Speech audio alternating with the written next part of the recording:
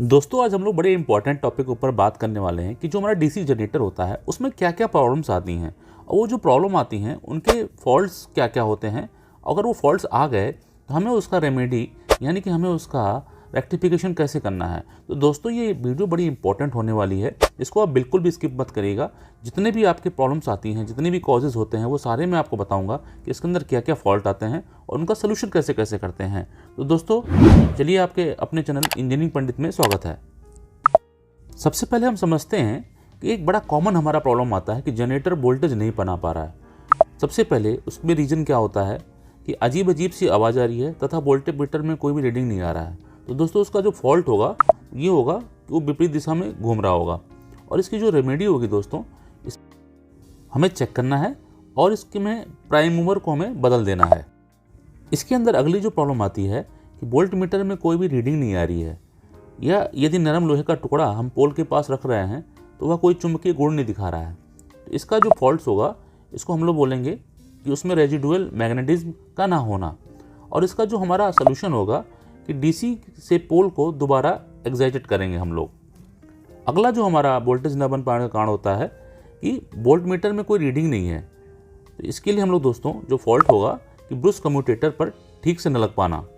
और इसका जो सोल्यूशन होगा कि सीरीज जनरेटर को लोड के बिना नहीं चलाना है और स्प्रिंग टेंशन चेक करके तथा ठीक करने का प्रबंध करेंगे और ब्रूस का कम्यूटेटर पर सही से रखेंगे और इसको चेक कर लेंगे ये हमारा ठीक से फिट हो गया है। दोस्तों अगला और जो हमारा जनरेटर द्वारा वोल्टेज ना बन पाने के जो एक कारण हो सकते हैं कि जैसे कि हमारा ओम मीटर या लैम्प से सबको हमें टेस्ट करना पड़ता है क्योंकि उसके अंदर जो कुछ फॉल्ट होता है जैसे कि हमारा फील्ड आर्मेचर या फील्ड रेगुलेटर में ओपन सर्किट हो जाता है।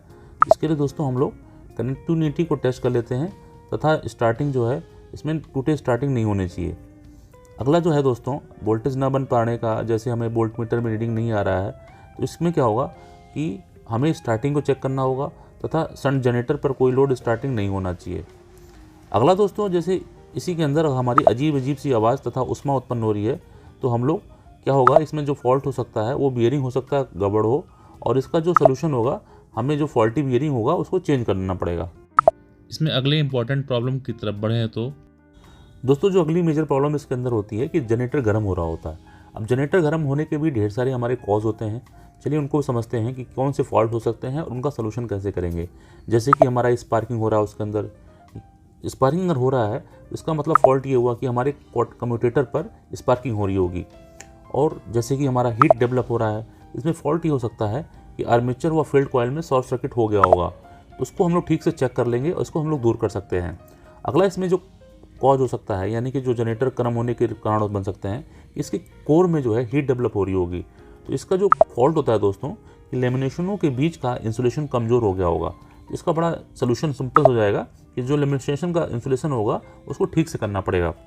अगला इसके अंदर जो प्रॉब्लम आती है कि इसका जो साउंड जो है और हीट जो है डेवलप हो रही होगी इसके अंदर। तो इसका जो फॉल्ट होगा दोस्तों इसको ठीक से लुब्रिकेशन नहीं किया गया होगा।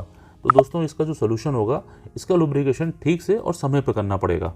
जनरेटर के अंदर हमारा अगला जो इशू होता है दोस्तों कि जनरेटर में क्या होता है कई बार आवाज़ आ रही है तो उसको डिटेल में समझते हैं।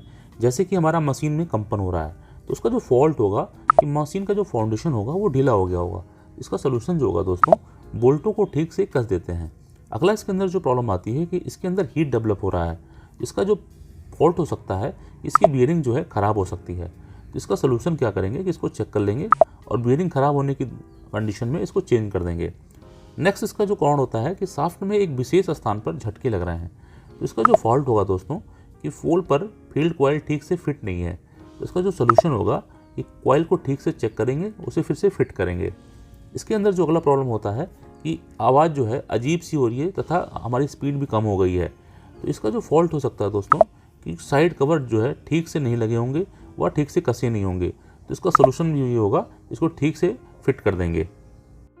दोस्तों जो अगली प्रॉब्लम इसके अंदर आती है कि कम्यूटेटर पर स्पार्किंग अधिक हो रहा है। तो इसके अंदर हम लोग समझ लेते हैं क्या क्या प्रॉब्लम्स होती हैं। सबसे पहले क्या होता है कि आर्मेचर ठीक से सही घूमता हुआ नहीं दिखाई दे रहा है। तो इसका जो फॉल्ट होगा कि आर्मेचर शाफ्ट का एक्सेंट्रिक हो जाना। तो इसका जो सोल्यूशन होगा दोस्तों कि इसे ठीक से लेथ पर ठीक करना होता है। अगला जो इसमें कॉज होता है कि लगातार स्पार्किंग तथा वोल्टेज का कम होना। तो इसका जो फॉल्ट होता है दोस्तों कि बुशों का एमएनपी पर ना होना। तो सोल्यूशन भी यही होगा दोस्तों कि ब्रशों को चेक करके ठीक MNP पर ले आते हैं। अगला जो इसके अंदर कॉज होता है कि उस सेगमेंट पर स्पार्किंग होना। तो इसका जो फॉल्ट होगा दोस्तों कि सेगमेंट में कार्बन ज़्यादा आ गई है, और इसका जो सोल्यूशन होगा कि चेक करके कम्यूटेटर के माइका की अंदर को अंडर कट कर लेते हैं हम लोग। अगला इसके अंदर जो कॉज होता है कि कम्यूटेटर पूर्ण रूप से गोल नहीं लगेगा और घूमते हुए गोल नहीं दिखाई पड़ेगा। इसका जो फॉल्ट होता है कि कम्यूटेटर पर पूर्ण गोल का ना होना, और इसका जो सोल्यूशन होता है दोस्तों इसे हमें देखना पड़ता है तथा लेद पर ठीक रहना पड़ता है। तो उम्मीद है दोस्तों ये बड़ा ही आपके लिए हेल्पफुल होगा, और कभी भी आपको फॉल्ट आता है तो आप इसको आराम से चेक करके ये देख सकते हैं।